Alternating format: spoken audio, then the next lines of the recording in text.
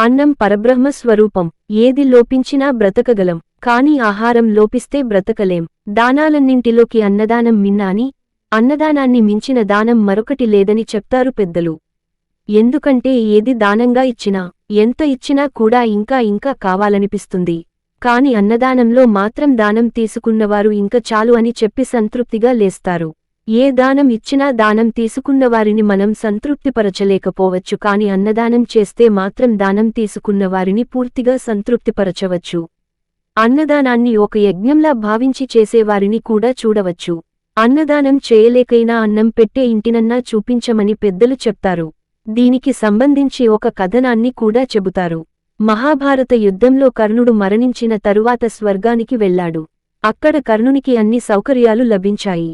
స్వాగత సత్కారాలు లభించాయి. ఏది కావాలంటే అది పొందే అవకాశం ఉంది. అన్ని అందుబాట్లో ఉన్నాయి. ఏం లాభం? కర్ణుడికి ఏదో అసంతృప్తి, ఏదో వెలితి. ఎంత తిన్నా కడుపు నిండినట్టుండడం లేదు, సంతృప్తినేది లేదు.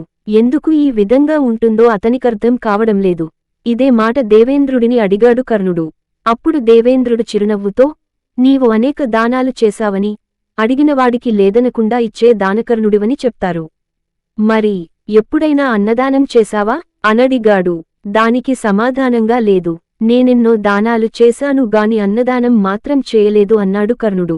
పోనీ అన్నం పెట్టే ఇల్లైనా చూపించావా అనడిగాడు దేవేంద్రుడు. కాస్త ఆలోచించిన కర్ణుడు చెప్పాడు, అవును. ఓ బీద బ్రాహ్మణుడు నా దగ్గరకు వచ్చి అన్నం పెట్టించమని అడిగాడు. అప్పుడు నేను ఏదో ధ్యాసలో ఉండి, నాకు అవకాశం లేదుగాని అక్కడ ఆ ఇంటికి వెళ్ళు అని ఒక ఇంటిని చూపించాను అని. నీవు అన్నదానం చేసిన ఇంటిని చూపించిన వేలిని నోట్లో పెట్టుకో అన్నాడు ఇంద్రుడు. సరేనని ఆ వేలిని నోట్లో పెట్టుకున్నాడు కర్ణుడు. ఒక్క గుటక వేశాడు. ఆ క్షణంలోనే అతని కడుపు నిండిపోయింది. అంతవరకున్న అసంతృప్తి మటుమాయమైంది.